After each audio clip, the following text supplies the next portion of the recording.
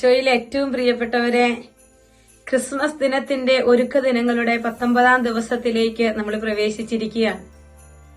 ഏറ്റവും അടുത്ത ആഴ്ചയിലേക്ക് കർത്താവ് നമ്മുടെ ജീവിതത്തോട് പല വചനങ്ങളിലൂടെ, ജീവിത സാഹചര്യങ്ങളിലൂടെ, അർപ്പിക്കപ്പെടുന്ന വിശുദ്ധ ബലിയിലൂടെയെല്ലാം നമ്മുടെ ജീവിതത്തോട് ഇടപെടുന്നതിനെ ഓർത്ത് നമുക്ക് ദൈവത്തിന് നന്ദി പറയാം. പ്രിയപ്പെട്ട ദൈവമക്കളെ, ഈ ഒരുക്ക ദിനത്തിന്റെ ഈ ദിവസം ഇന്ന് ചിന്തിക്കാനായിട്ട് കർത്താവ് എന്റെ മനസ്സിലേക്ക് തന്ന വചനം ഇതാണ്. ബാലനായ യേശുവിനെ ദേവാലയത്തിൽ കണ്ടെത്തുന്ന ഒരു സമയം.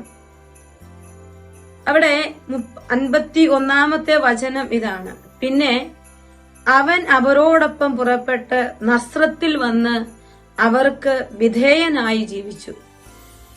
യേശുവിനെ കുറിച്ച്, ബാലനായ യേശുവിനെ കുറിച്ച്, ഉണ്ണി യേശുവിനെ കുറിച്ച് വിശുദ്ധ ഗ്രന്ഥത്തിൽ എഴുതി വെച്ചിരിക്കുന്ന ഒരു വചനം ഇതാണ്. അവൻ അവർക്ക് വിധേയനായി ജീവിച്ചു. പ്രിയപ്പെട്ട ദൈവമക്കളെ, ഈശോയുടെ ജനന തിരുനാളിന് വേണ്ടി ഒരുങ്ങുമ്പോൾ ദൈവഹിതത്തിന് വിധേയപ്പെട്ട ഒരു ഈശോയെയാണ് തൊഴുത്തിൽ നമ്മൾ കാണുക. സ്വർഗപിതാവിന്റെ ഇഷ്ടം ഇതാണെന്ന് തിരിച്ചറിഞ്ഞ് ആ ഇഷ്ടത്തോട് ഏറ്റവും തന്നെ സമർപ്പിച്ചുകൊണ്ട് എല്ലാവിധ സൗഭാഗ്യങ്ങളും വെടിഞ്ഞ് ഈ ഭൂമിയിലേക്ക് നമുക്കായി അവതരിച്ച ഈശോ, അവന്റെ വിധേയത്വം അതാ കുരിശുമരണത്തോളം എത്തി നിൽക്കുകയാണ്. അതാണ് നമ്മളിവിടെ കാണുക. മനുഷ്യരായ പരിശുദ്ധ അമ്മയുടെയും യോസേപ്പ് പിതാവിന്റെയും മുൻപിൽ ദൈവത്വത്തിന്റെ പൂർണ്ണതയും മനുഷ്യത്വത്തിന്റെ പൂർണ്ണതയുമായി ഈശോ വിധേയപ്പെട്ട് ജീവിക്കുകയാണ്. നമ്മുടെയൊക്കെ ജീവിതത്തിന്റെ സാഹചര്യങ്ങളിൽ അനേക തലങ്ങളിൽ വിധേയപ്പെടേണ്ടവരാണ് ഞാനും നിങ്ങളുമൊക്കെ.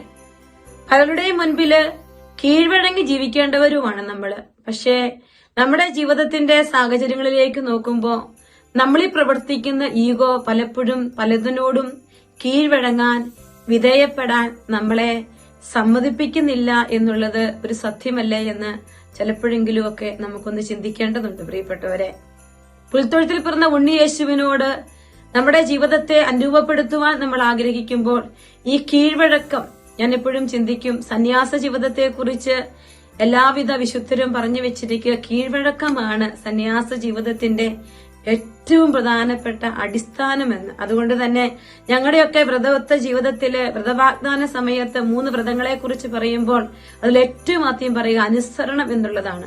കീഴ്വഴക്കം, ഇച്ഛാശക്തികളെ, നമ്മുടെ മനസ്സിന്റെ ഇഷ്ടങ്ങളെ, താല്പര്യങ്ങളെ അനുസരണത്തിന് വിധേയമാക്കുമ്പോഴാണ് അവിടെയൊക്കെ ഈശോ നമ്മുടെ ജീവിതത്തിൽ ജനിക്കപ്പെടുകയുള്ളൂ. പ്രിയപ്പെട്ടവരെ, ഒരുപക്ഷെ ഒരു കുടുംബ ജീവിതത്തിൽ ഭർത്താവിന്റെ ഇഷ്ടങ്ങളോട് അനുനയപ്പെടാൻ പാടുപെടുന്ന ഒരു ഭാര്യയാണ് നീയെങ്കിൽ, ഭാര്യയുടെ ഇഷ്ടങ്ങളോട് നിന്റെ ഇഷ്ടങ്ങളെ ചേർത്ത് വെക്കാൻ പറ്റാതെ ഭാരപ്പെടുന്ന ഒരു ഭർത്താവാണ് നീയെങ്കില്, ഇന്ന് ഇതാ വചനം നമ്മോട് പറയുകയാണ്, അവൻ അവർക്ക് വിധേയനായി ജീവിച്ചു.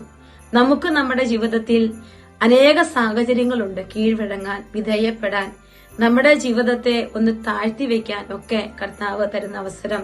തന്നെത്താൻ താഴ്ത്താൻ ഉയർത്തപ്പെടുമെന്ന് വചനം പറഞ്ഞു വെക്കുകയാണ്.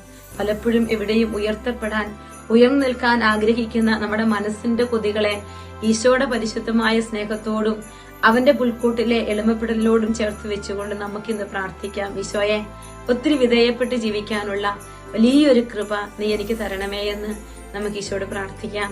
അതിനായി ഈശോ നമ്മളെ ഓരോരുത്തരെയും അനുഗ്രഹിക്കട്ടെ. ഈശോ മിശിഹായിക്ക് സ്തുതിയായിരിക്കട്ടെ.